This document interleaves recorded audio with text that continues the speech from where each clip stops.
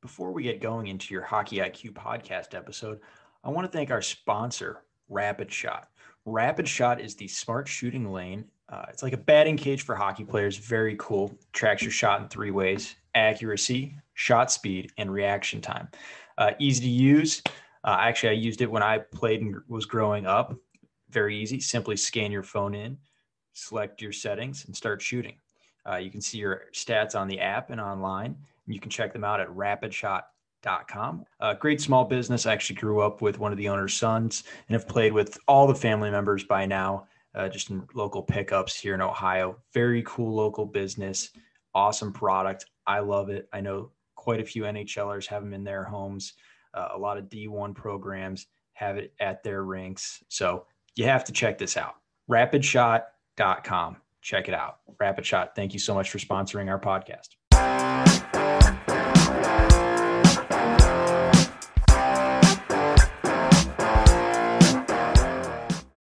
On the Hockey IQ podcast, we bring on 2 players, Colton Sipperley and Ronan Keenan.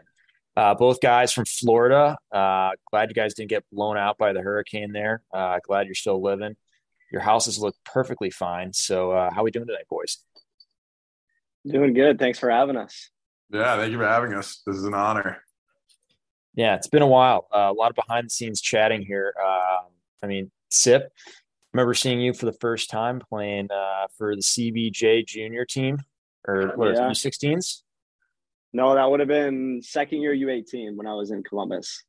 Yeah, you're in Cleveland, and I was talking with someone on Cleveland, and I just see this kid come down, just throw like a dirty forehand, backhand, pretend like he's going to roof and just go 5-hole. And I'm, all right, what's up with this guy's hands? Yeah. Sick. All right. Threw it on my radar. Come back a few years later. I forget how you and I connected.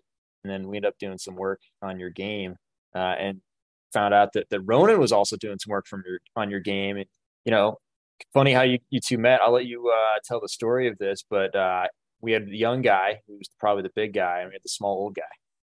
Yeah. So, the COVID year, I signed to play in Kempville of the CC, but then obviously I couldn't get over the border. So I started to play for the team that was in my hometown, the Tampa Bay Juniors.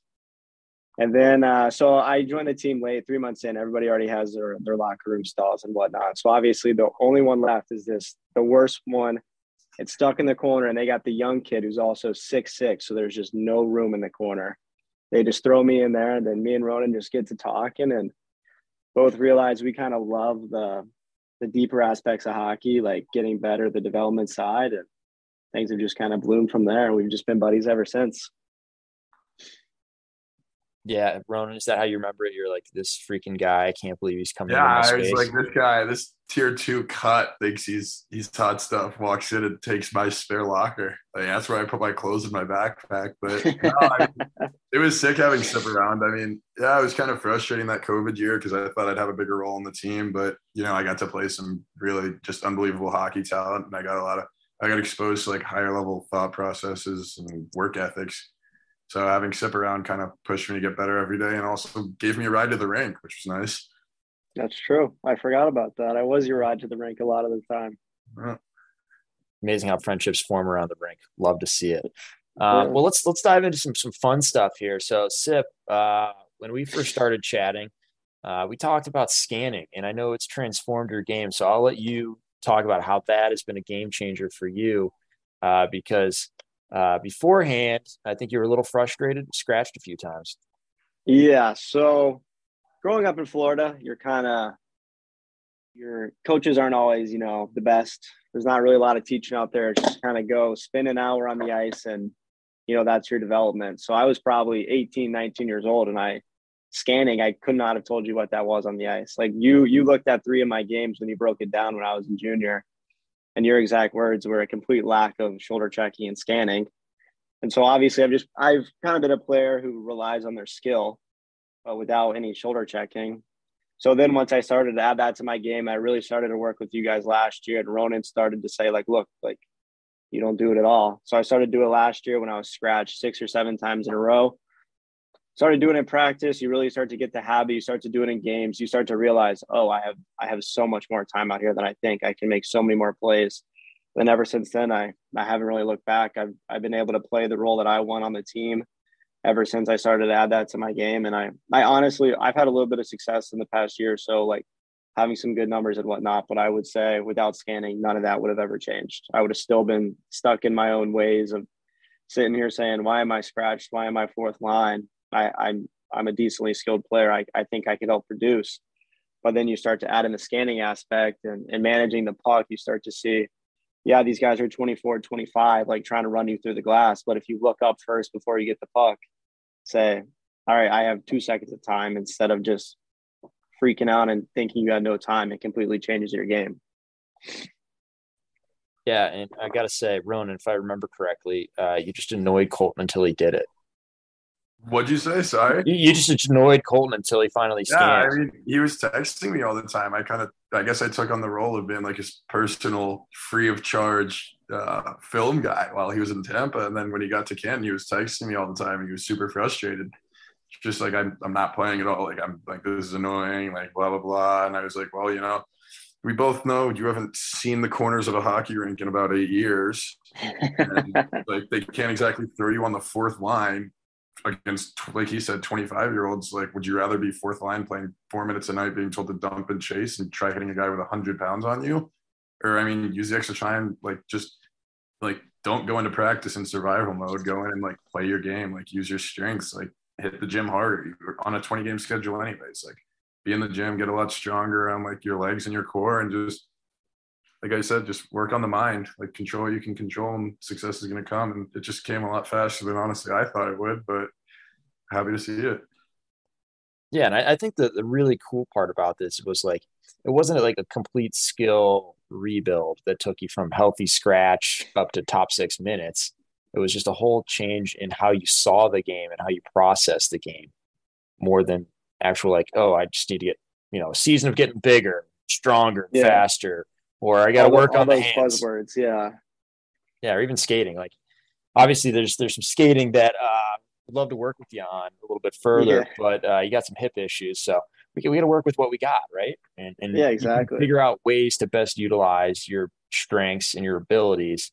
And for all the listeners out there, Sipperley's got some sick hands, silky smooth Sipperley. Silky smooth. So it's like, all right, we got to run everything through your hands. But if you can't see anything and you can't process anything, like, what good are these silky smooth hands? Like, come on. Exactly.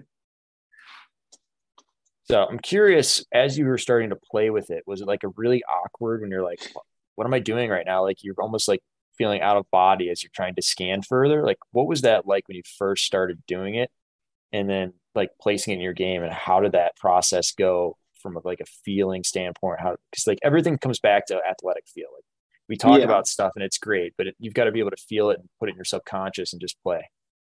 Well, I kind of started off, you start off every practice with flow drills. So as I started the drill, I just look and say, all right, I'm passing to a righty. And I'd say, all right, I'm passing to a lefty. And then I'd be super dramatic about, say the puck is coming from behind, instead of me, I know I'm not going to get hit because it's just a catch. You go shoot on the empty net or whatever. I would shoulder check. And then you start to get into game situations. And as a left winger and a left-handed forward, I'm on the breakout.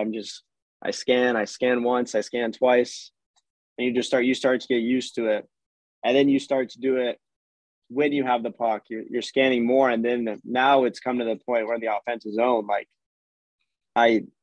obviously I can't see myself doing it, but I think I'm scanning, every second or whatnot. Now I get to the point where if I'm going to get a puck in the corner, I'll scan, instead of just used to just run into the corner and say, oh, I'm going to get hit and try and make a play. Now you look both ways. You're able to make a play. It went from being something completely foreign in the first couple practices and games where you're scanning so much that you're scanning at the wrong times. And then you're finding yourself kind of, say you scan at the wrong time and the D pinches in because you're still getting used to it. Now it's second nature, and you're starting to scan to the point where it's super beneficial and you're doing it at all the right times. So I'd say it took a couple weeks of really deliberate practice to where I actually did it in a game for the first time. And I realized, oh, I just did it without even thinking. Dude, I got a few things we got to dive into here.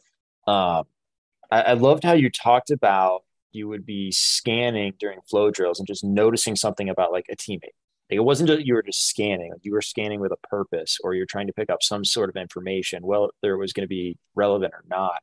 I think that's probably really valuable. Is like, oh, I'm scanning, but why am I scanning?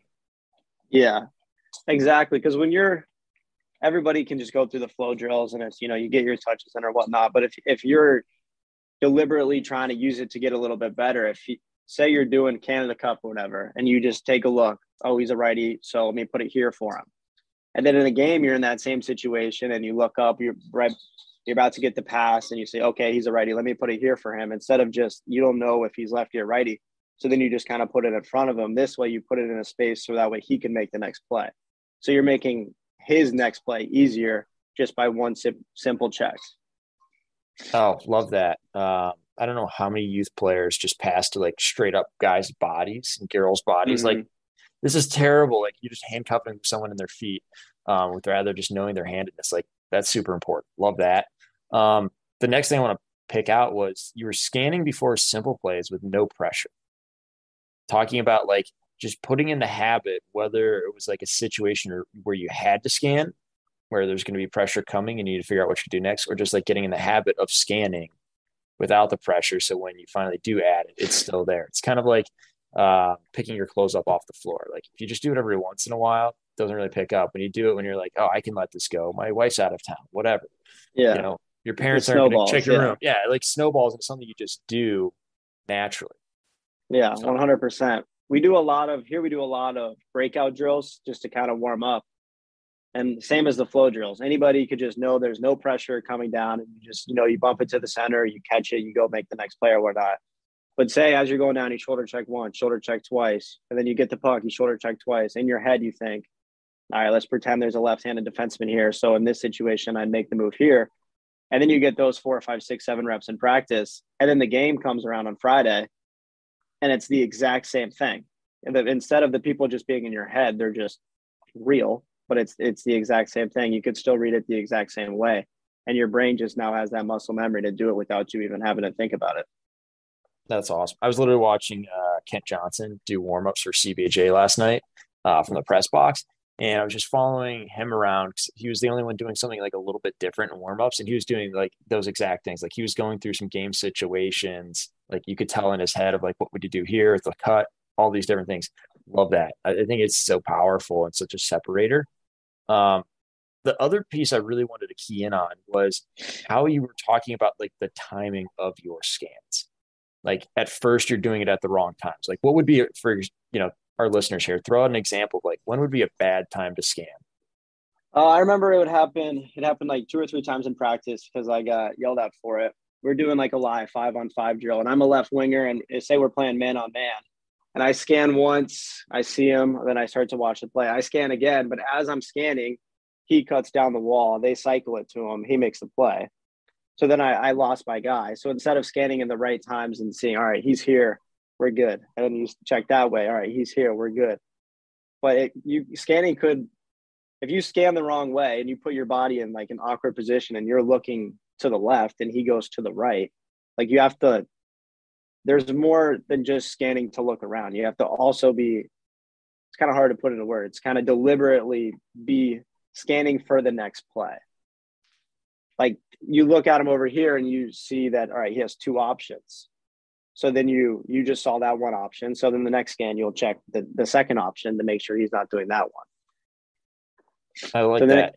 And I'm pretty sure you're also leaning into the idea of like body orientation. Like how are you orienting your body so you can see the play and you maybe have to do micro scans, or you can still see when you scan the player you need to guard out of your peripheral vision. You get something like that. Am I yeah, no, that's right. Like say you're not just completely turning your body fully and doing a full check. You're just kind of quick check. You see him, you just see. When for a defenseman, for me in that case, I if we're in the D zone, I'll be all right. He's a righty, so if the puck comes around the wall, he has this option, or he can move. So I want to force him here. But then I won't actually turn around and look. I'll just kind of check. You just see him out of the corner of the eyes. You just see that shape. You know he's there, and you know the puck's over here, so you're good. So the body shape is definitely a huge thing because you also have to stay ready. for when the puck comes to you to make a play. So you can't just be standing up, looking around, going like this, looking like that. You have to always be ready for the puck as well. Yeah, like Barrett Hayden was a classic example. His rookie year in Phoenix, I'd always look at his game, and he would always be thinking and looking around while his feet were planted, and then he would never get any pucks, or especially in the defensive end, because there was no movement to it. He wasn't in a good position, whether it be loaded or via movement, to actually retrieve all these pucks, because he was thinking too much or he was scanning too much to a point where it really took away from his ability to grab pucks. So I love that you're talking about like this body orientation where, okay, I don't need to see every little detail about this person. I just need to know where they're at. And if they're starting to make moves on me, do I need to adjust my positioning within the team structure? Yes, 100%. Yeah, that's a much more simple way of describing it, because I was trying to describe to you exactly like what I see. But yes, that's 100% correct. I've had a few more practice sessions on talking for this podcast, so no worries, man. Yeah, for sure.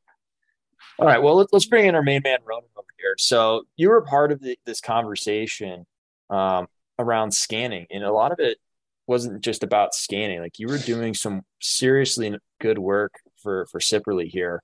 So if you wouldn't mind telling us what that was, what you were trying to get out of it, and how you even started on it. Yeah, so a couple of years ago, I was just getting, I guess, really frustrated hearing all these coaches talk about, oh, like, we have the best development. Like, we work out better and practice better and everything. I'm like, I think Sip said it earlier, like, those are the fun words. Like, it's kind of the words that everyone says because it draws people in, but no one actually really did anything differently. And I was just kind of thinking, like, math is so heavily involved in everything else in the world. Like, there's got to be a way to look at hockey and go, like, how can I make this more, like, kind of, like, foolproof? Like, I know I'm going to get better if I do these things. And I just started tracking, like, every time I was getting the puck or doing something on the ice, or like what actions of mine were successful and not successful. And it's honestly kind of hard to do to yourself, because you have to be completely unbiased and looking at it and saying, like, what's good, what's bad, things like that. And then luckily enough, I kind of ran into Sip at the perfect time. And he was lucky enough to let a kid that was a couple levels below his pay grade kind of rip into him once or twice a week. And so it started out as we would just watch his film, and I'd be like, you're just making dumb plays. Like, you're trying dumb things. And like, yeah, you might get away with it at this level, because, I mean, I don't like to pump his tires too much. You already do it enough, but he was too good for that league. But I was like, you're going to get away with this here, but then you're going to go to Canton next year, and a 25-year-old defenseman that played 4 years in the North American Hockey League is going to send you into like the third row. And it just kind of blossomed from there. And I mean, it's ebbs and flows. Like, I don't have as much time to devote to it as I'd like to, or like the resources to kind of speed it up. But every now and then I have like a little breakthrough or something. And a big example of that, I think, is actually watching Sip play in his first year at college. I went through the game for him, and I hand plot every single time he touches the puck. And then I'll make a little note of it, and I'll be like, he got the puck from here on this kind of play. This is what he did with it. Was he successful? Was he unsuccessful? Was it even strength, 5-on-4 power play, anything like that? And then I plot it onto a hockey rink in like 15 different zones. And from there, you can kind of see, like, I believe it was something out of a Jack Han article where he was talking about like frequencies and success rates. And he's like, anything you're good at and you have a high frequency, like, keep doing it. If it's a low frequency, do it more, like, add that to your game. And if you're unsuccessful, like, yeah, like, keep that in the back of your mind, work on it in practice, like how Sip learned how to scan the ice and like shoulder check, but like integrate it into your game slowly and kind of take it out for a little bit. And like, I remember like his biggest thing was he had absolutely like being able to look at it visually where he was picking up the puck. Like, he had no like puck pickups in the neutral zone, like nothing in the house that he touched that he got to. And I was like, well, why is this happening? And because I was just able to see like everywhere he got the puck on the ice and what he was doing with it in like one area, it took me like 10 seconds to look at him and be like, he can't break the puck out as a winger. He's too much of a skill guy to be worried about the corners, and the D scares him because no one likes to get hit. But then we started talking about that, and it was just kind of like, you know, like, think of it like a pyramid. Like, at the base of the pyramid, it's the really simple things like making a breakout pass, like joining the rush, like doing like the small effort plays. And then it kind of blossoms from there. Like, if you do the work in the D zone, you get more neutral zone touches. And if you're having success with those touches, you're going to get the puck in the offensive zone. And at some point, you're going to start getting more house touches. And I mean, if you give this kid 3 puck touches inside the house, he's probably going to end up getting a point on one of them. And it's just kind of math from there. But I don't know. Yeah, it all just kind of started from nothing and just taking the time to study the game a little bit more outside of the rink and talk about it and having someone to bounce ideas off of. Yeah, I love that idea behind all of this of like finding a process that works well and allows for results rather than just going straight to the results of like, okay, well, let's back it up. All right, we're not seeing enough points. Why? Like, you can't, lack of points, you can't look at like points for all of that. And we all see like points, and everyone wants to be a point per game player and all of this stuff. And it's great and all, but like, how do you actually do that? And I love where you started with like tracking puck touches. Like, that's something I do with my own teams of figuring out who's doing good things with pucks and who's doing bad things with pucks. Sometimes it's blatantly obvious, but like you can really start to filter out over time of like, okay, who's improving, who's going in the right direction, who's taking in, or who needs maybe a little more attention or just doesn't care enough. And that's massive. And what really stuck out to me, what you're talking about, was you wanted to start in the defensive zone. If we were able to break a puck out, it would lead to more puck touches later on elsewhere in the ice. So actually doing the thing that you probably don't want to do and defend better or breaking the puck out better leads to more of what you like to do, which is score goals, get puck touches within the house, get through the neutral zone with a good speed differential, etc. I think that's really cool. Yeah, I mean, I guess you can cherry pick or hang out high or cheat behind the D, but realistically, like, everyone wants to go as far as they can in hockey, and coaches aren't stupid. Like, yeah, you might get noticed because you're putting up points, but the second they come watch the game and see you get 2 goals off cherry picking, but you go -3, that's they're going to kind of snip you off right there. And I'm just like, it's funny because if you ask a lot of my coaches, they probably say I stick handle a little too much and try doing a little too much. And I love kind of having like, I love watching players with a little bit of flair and like play creatively, like enjoy the game. The first thing I tell anyone is it's fun, like play because you have fun. But if you just add that level of defensive responsibility, like you become so much better as a player in general, and it creates more for you down the ice. Yeah, I think what you're really pulling at, and this is more, pertinent to me because I'm the one actually coaching on this call, is like just like the dependability factor of like, it's great that you're getting points, but if you're going -3, you're not outscoring your issues. Or like, okay, you might be outscoring your issues at this level, but when everyone is around your abilities physically wise or whatever it is, as you're going up the level, like, are you going to be able to take those goals to the next level? Do you have goals that are, we'll call, transferable? Are they a good process that leads to results? And I keep coming back to this idea through your puck touch sheet of like, do we scan? Do we have these foundational pieces that allow for success no matter where you go? Mm-hmm. Like, I've never had a guy who's been, scanned and been the most aware player and then not have success at another level. Like, Yeah, Justin absolutely. Williams is a great example out of Carolina. He played forever, and the guy could barely skate by the end of his career, but he was super effective and missed Game 7. Yeah, I mean, it's like your physical attributes will take you so far. And I remember, I think I said this to Sip when I was like 16, and I don't know where it came from because I've only gotten dumber since then. But I think I told him, like, you have the skill set and it'll take you really far, but like your mind is what ends up keeping you around in the game. Like, if you look at all the guys that spend a lot of time in leagues like the NHL, like, yeah, they have insane physical talent levels and just individual skill sets, but they stick around because of the hockey IQ. Like, Joe Thornton shouldn't have been playing in the NHL the last couple of years, but it's just the way he reads the game and picks up on things, and it just allows him to still be an impactful player this late in his career. Yeah, I do remember you saying that. Couldn't agree more. I mean, at the end of the day, for the most part, there are, the physical freaks out there, the McDavids, the McCarrs. Like, everyone kind of catches up to about the same level physically, and some guys might be a little more efficient in their skating, whatever, to really, take a little bit more. But like, especially at the highest level of the NHL, and you can see it, NCAA as well, Sip, like cerebral players, they have a lot of success. As long as they keep up with the physical stuff, even just a little bit, there's a lot of success to be had there. And I don't know, you're a poster child here. Ronan keeps throwing you on the bus for being the small skill guy who won't go in the corners. What are your thoughts? I mean, like you said, like how I struggle with the breakouts.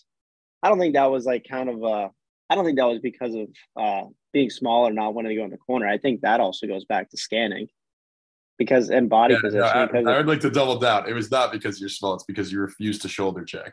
Exactly. That's what I'm saying. That's why every single thing changed once I started to do that, because then all of a sudden you're on the wall, shoulder check a couple of times, you get the puck and you realize, oh, I have this much time. And then you recognize, oh, this defender is always super passive and he goes back. So then all of a sudden, instead of just getting it on the wall and chipping it out and, praying to God the coach doesn't see it and you turn it over, all of a sudden you're carrying the puck all the way to the offensive zone. And like he says, like you have more touches in the neutral zone and the offensive zone. So I think it all goes back to scanning 100%. Yeah, and I love that because like you scan it and you're like, oh, I can go to the middle of the ice. Oh, they're just giving this to me. I might as well take it. No big deal. Yeah, nothing gets me as a coach of like you watch a kid and he just wall bangs it off, boom, glassing out, beautiful, and you're like, I have respect. That is perfectly. There are guys on every team that go glass it out and do their role perfectly, and I have the utmost respect for it, for the amount of blue line turnovers that I have. Yeah, but it's the best when it's like perfectly to the other team, and you're like, you could have literally carried that from blue line to blue line, and no one would have touched you, and you decided like the glassing out was the proper solution in this scenario.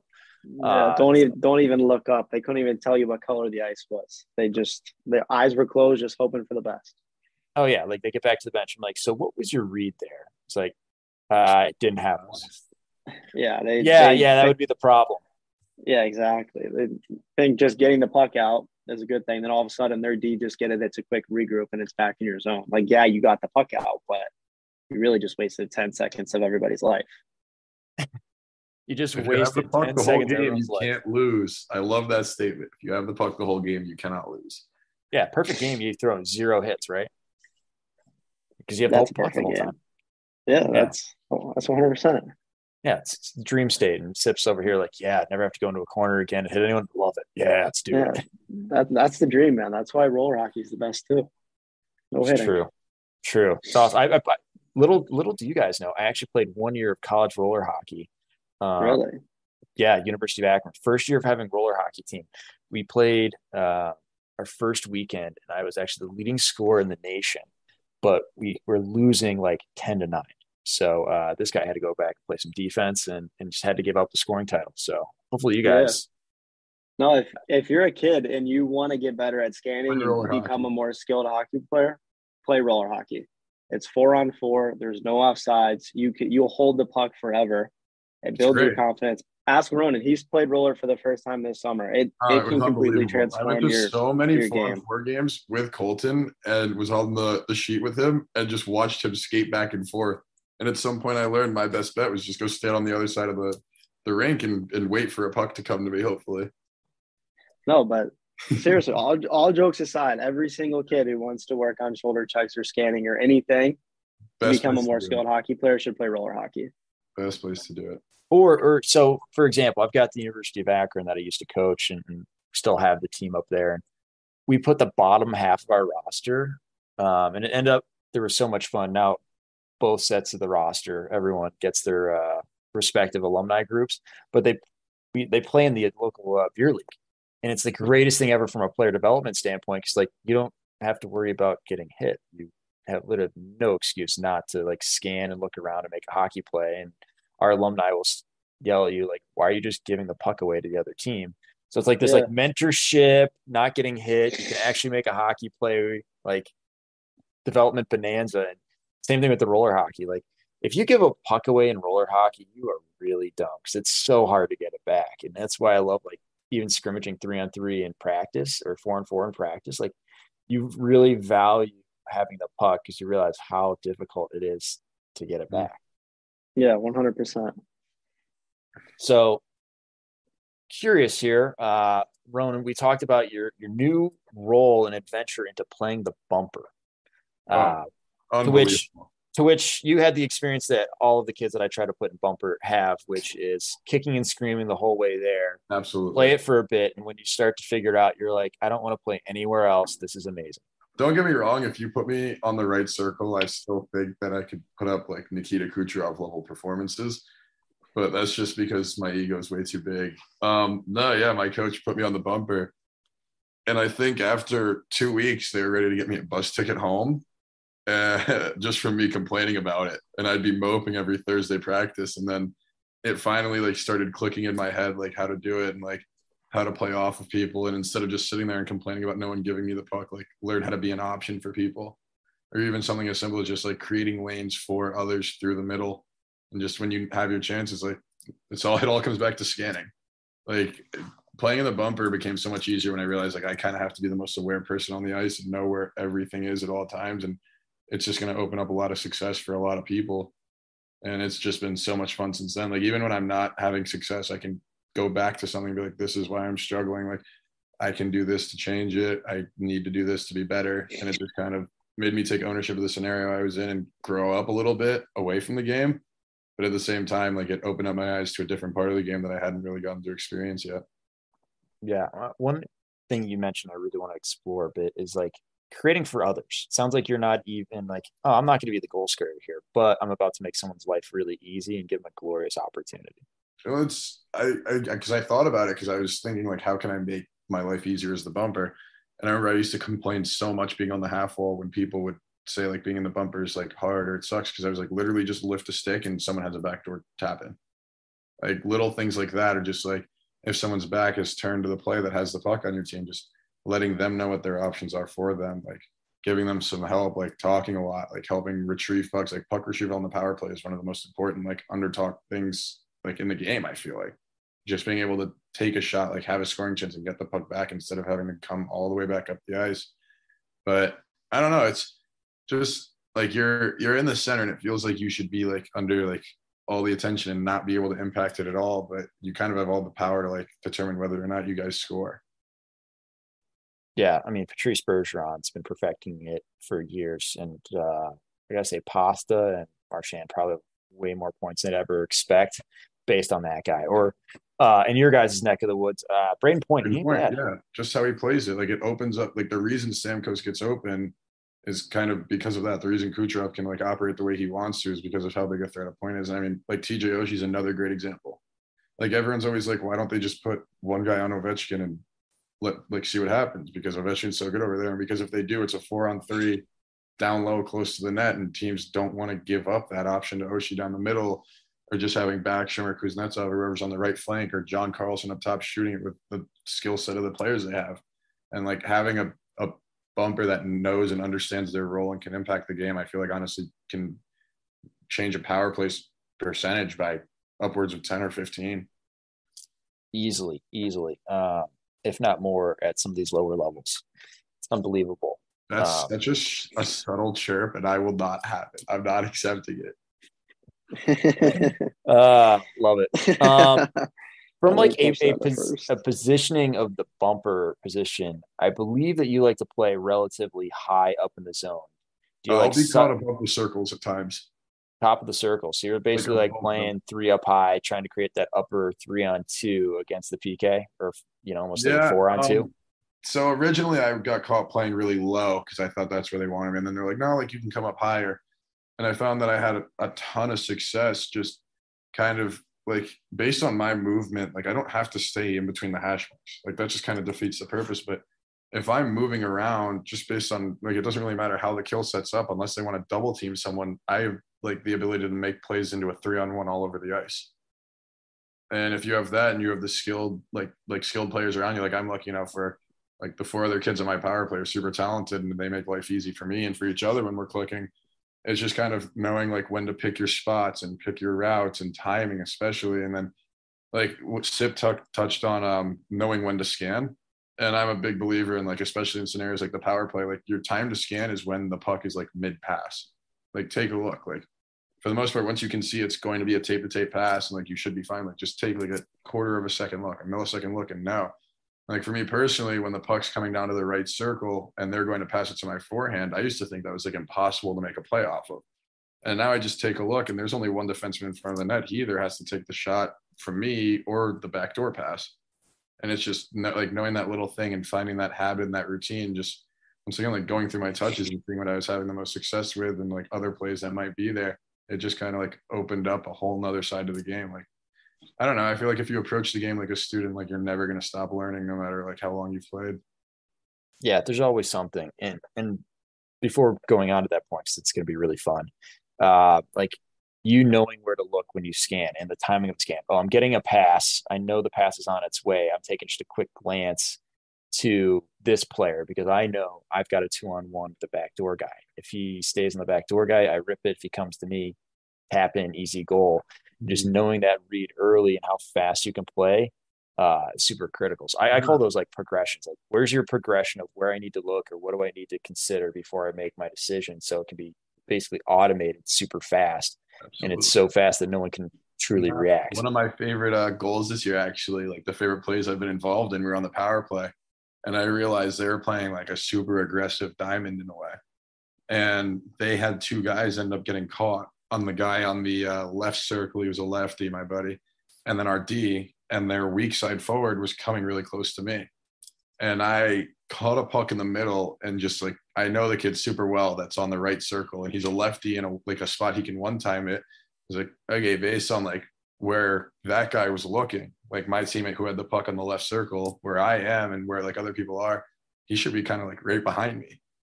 And I just caught it and quickly just like tapped it through my legs. And he went jar on a one-timer. It looked sick. And it's just little things like it looks a lot cooler than it actually is because it's just kind of trusting in your teammates and knowing like this is the read I should have. And, you know, in a way, like I'm huge on puck management and being safe with the puck and making the right plays, but in a way, like take the risk, like have fun with the game. Like I said, like be creative and have trust in your teammates too. Sip, do you need a bumper guy up as soon as you can? I know a guy. I would love for Ronan to come to our school. I've tried very hard, but he's still got 2 more years of junior, but then he'll be here. Truly was the young guy when you came there. Last day at juniors, and this guy's still there. Love it. Yeah, I know. Yeah, awesome. It's brutal, man. I've aged. All right. Well, we started talking about lifelong learning. So curious to see what you guys are getting into now. You figure out scanning, you always come back to that in some shape and form. But, what are maybe some other things you've learned in the past that you found really important or something you're toying with right now? Blaming myself instead of other people. Just getting better attitude-wise, I guess. Like taking things upon myself and thinking there's a solution instead of just getting frustrated that I'm not able to find it right away. The biggest thing for me that I've been trying to add would definitely be, I know it's kind of a buzzword, like puck management, but like I've struggled in the past of trying to always make like the touch pass or try and make the nice pass or immediately try and scan. And if you scan and see, all right, I can make this sick cross ice pass or whatnot if I pass it right now. But I've gotten into trouble without my coach. So I've tried to manage the puck more and be smarter. Like we were talking with Patrick Laine earlier and how he's horrible at managing the puck, but puck management is something I've definitely tried to get better at. Puck management. So basically making the best play at the time based on the scenario at hand. Going one-on-one without a speed differential while your team's changing, probably a bad puck management decision. Exactly. You've got a teammate streaking through the middle. You've drawn a guy outside. Probably just need to figure out a way to get him through the triangle. A little touch pass into space is perfectly fine. Don't need to make the sweet saucer pass over a guy. That's exactly what happened this weekend. I right off a draw. So I'm a left winger. So I just kind of posted up at the blue line. I got the puck and I walked in and I go to make this pass to my center, Bryn, who's coming through with speed. I just try and, you're at the top of the blue line. I don't want to turn it over. So I'm trying to hit the streaking guy. It misses him from the blue line and just goes straight 5-hole. Just literally the luckiest goal I've ever seen. But I was talking with like my dad and stuff. We're both like, well, you've been trying to manage the puck a lot better. And I think that's a gift from the hockey gods for cutting down on your turnovers. Because instead of just trying to make like the cheeky play and beat him wide and whatnot, I just tried to do the simple play, get it on net. And then, the quote unquote hockey gods just made the goalie open up his 5-hole and it went in. So getting rewarded for good process. Like that's my favorite part is like, you talk about process and people are like, oh, I was lucky this, lucky that. I'm like, well, you're going to get some lucky stuff no matter what level you're at by doing the right thing over and over again. It's just a pure numbers game at that point. We're going back to Ronan. Like everything's math. You earn your luck. Exactly. You earn your luck, and as long as you're not, doing stupid stuff, eventually it's going to go your way. Like, for example, like, just get rid of point shots. Like, hey, the math doesn't work there. Like, stop doing it. Point shots so much. I'm the type of guy in NHL that'll play their buddies, and I'll have maybe 8 shots, but I'll have like 5 or 6 goals. You're that guy. Oh, possession is the only thing I care about. But time and a place, I guess. Yeah, I mean, there's a time and a place for everything in hockey. Like, there's reasons why you do everything, but it's a matter of understanding, like, what's the best option? Are there better options? And more importantly, what is the opportunity cost? Like, I take this point shot, which has 3%, when I could have made a play down low, which now increases our ability to potentially get it to the house, where really this play, if you play it out for a little bit, could be way better. Yeah. Rather than a 3% chance of scoring, maybe another 3% for getting a rebound or tip, and over 60% chance of losing the dang thing, which ain't working for me. So, like, I find that to be frustrating because the opportunity cost is so valuable from a point shot. And then from a development standpoint, you think about it, okay, if we just eliminated point shots, what a defenseman would be forced to do and what their skill set would have to adapt to. They have to become such better playmakers from their positions. They have to actually look and think. They don't have to just grab it and chuck it. Like, there's no thought process for a lot of defensemen. It's just grab and chuck and like, I love a defenseman that can shoot the puck for a stick. Like, by all means, if like, okay, like, I see your stick. Like, I've scored like 4 power play goals this year off one of our defensemen just getting it, and he sees like I'm in a position where if he just fires it in a spot, I can get my stick on it. Like, we're gonna get a good scoring chance, and it's a play that works a lot. And I don't mind that, but it's just like you said, like the grab and shoot with like you're just sending a prayer up and hoping for the best. I don't like hope plays. Give me some purpose and intentionality. Like, I love that you're looking for sticks. Like a point shot, I love point shots when there's numbers at the net. Oh man, give it to me all day. If I got a 3-on-1 at the net, fire that sucker. I want guys that are inside position to let's go to work. Like, I'll take the rebound chance, tips, whatever. Like, that's a phenomenal point shot. I love that. But otherwise, like, no, and hey, point shots suck. I love percentages in hockey. I think my favorite percentage in hockey, I told Sip this one a while ago, was, I'm sure you know Darryl Belfry, and probably a couple of your listeners do too. But I mean, in the common hockey world, he's kind of an unknown hero, like an unsung hero. Like, one of the smartest guys. I love reading his stuff, like unbelievable stuff. He was talking about one time, I don't remember if it was an interview or it was a podcast actually, saying like, yeah, like him and Patrick Kane, who he trains, were talking about ways to find more success, and they went through all his games. This is what kind of like started my whole like puck checking thing. Once I heard this, was that every game he had 40 puck touches in with an 80% success rate, he had 2 points or more, like every single one of them. And I was like, well, I mean, you adjust, but I mean, Patrick Kane doing that in the NHL, like, you can say, okay, well, if I can aim for 33 puck touches with an 85% success rate in this specific league, or like just adjusting for like what kind of player you are, what your play style, things like that, you're going to guarantee yourself success. And it comes back to, like we've been talking about, like puck management, just kind of making the right plays sometimes instead of the risky ones. Yeah, I call it attack puck versus possession puck. Possession puck, we just need to keep possession, move it along, find the better chance. A lot of times you guys take us to roller hockey, like, don't have the one-on-one ability to win this. Just keep the puck. Don't turn it over and have to defend. I try a backhand toe drag every time in a one-on-one. It doesn't even matter. I'll take the TO. It's okay. Yeah, and then you've got those attack pucks where you're like, okay, the conditions are right for me to take a chance here, like one-on-one in the NHL, and maybe a little bit higher at the youth levels or lower levels, like 10% max. Like, I think it was 8% last time I checked. Like, a one-on-one 8% chance is not good. No. So you better freaking find an ability to create advantageous situation, or like an advantageous situation before you actually get the puck. Otherwise, it's too late. Once you get the puck and then play hockey, it's terrible. What's that? Were you the one I worked with slowing down with? Like, instead of speeding up all the time, taking some time and slowing down? On like one-on-ones, I think so. Like, just like zone entries in general.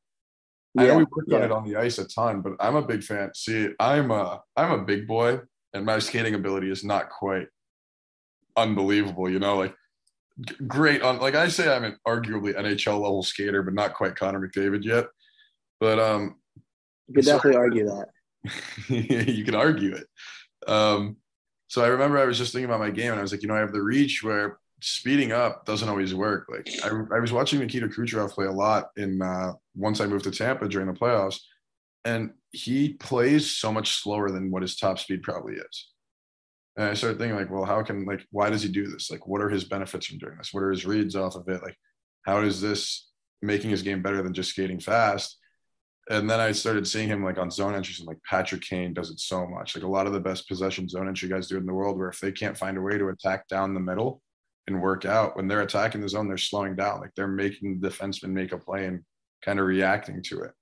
I think that's one of my favorite things in the world. But I think the great part about that is you leave some speed in the tank. Like you draw guys in, then you take one step. After.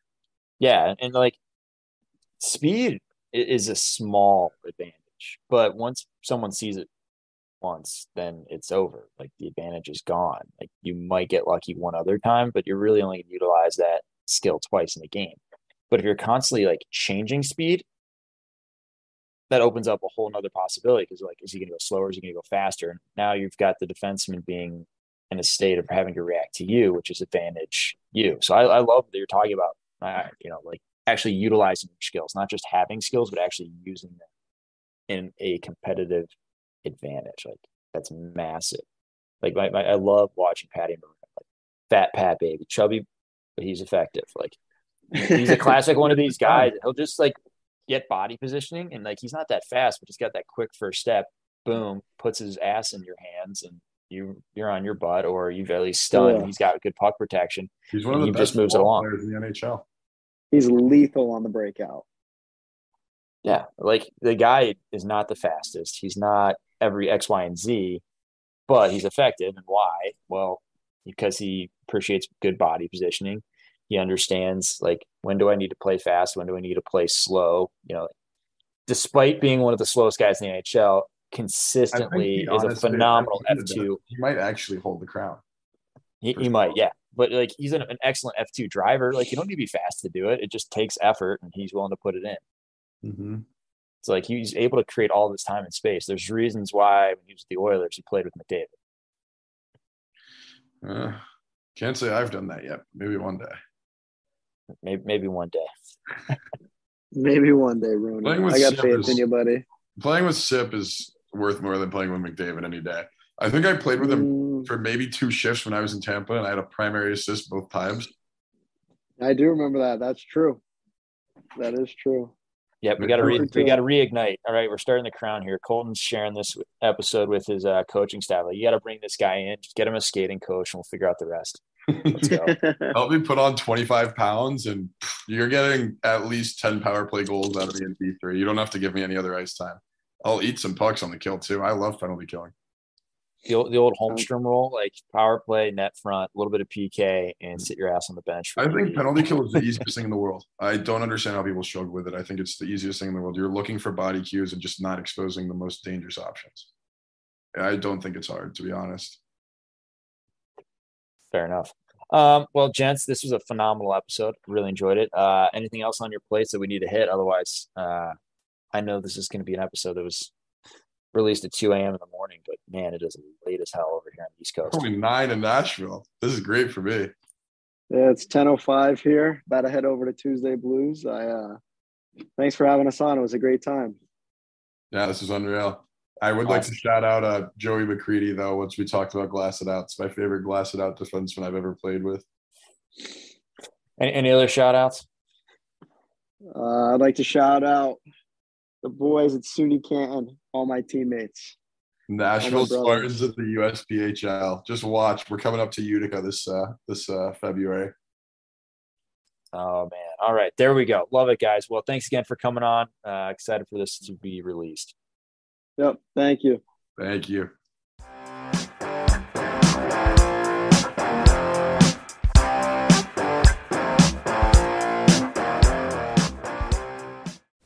That concludes this week's episode. Thanks for joining us here at Hockey IQ.